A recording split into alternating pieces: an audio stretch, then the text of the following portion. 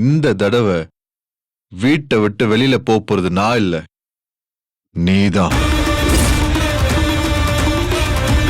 அதுக்கான அறிகுறி எல்லாம் இந்நேரம் உனக்கே தெரிய ஆரம்பிச்சிருக்குமே. எனக்கு நிறைய விஷயம் தெரியும், ஆனா அத ஓ வாயால கேட்கணும்னு நினைக்கிறேன். உங்க அப்பா யாரு? என்னம்மா சத்யா? நான் பாட்டு பேசாம பொங்கல் வச்சுட்டு வெளியில போயிருப்பேன்.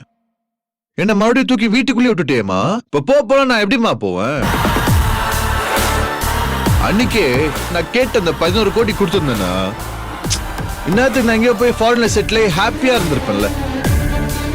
அதை விட்டுட்டு பெரிய இவ மாதிரி உன் ஃப்ரெண்டையும் போலீஸையும் வச்சு என்ன உள்ள தூக்கி வச்ச. இப்ப என்னாச்சு? இப்ப பார், உன்னால உள்ள போனானு இப்ப உனக்காக ஜாமீன்ல வந்திருக்கேன்.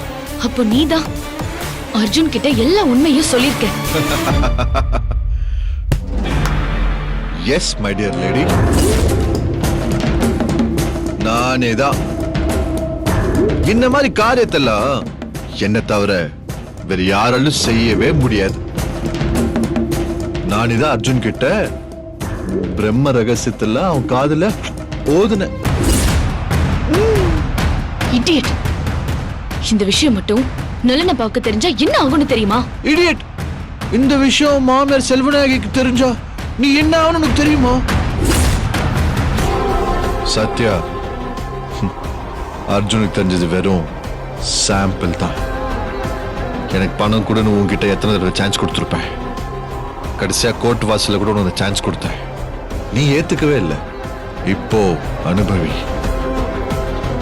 நீ செஞ்சது எவ்வளவு பெரிய தப்புன்னு உனக்கே போக போக புரியும். வேண்டாம் சஞ்சய், நான் மறுபடியும் உன்னை வார்ன் பண்றேன். நல்லபடியா வாழ்ற ஒரு குடும்பத்தை கெடுத்து நீ உருப்படியா வாழ்ந்துட மாட்டேன்.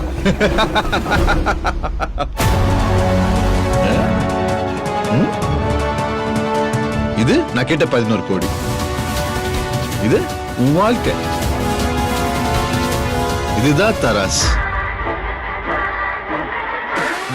அடடா, நான் கேட்ட 16 கோடிக்கு வெயிட் ஜாஸ்தியா இருக்கு. உன் வாழ்க்கைக்கு வெயிட்டே கம்மி. அதனால நான் தான் ஜெயிச்சேன். உன் வாழ்க்கை காலி.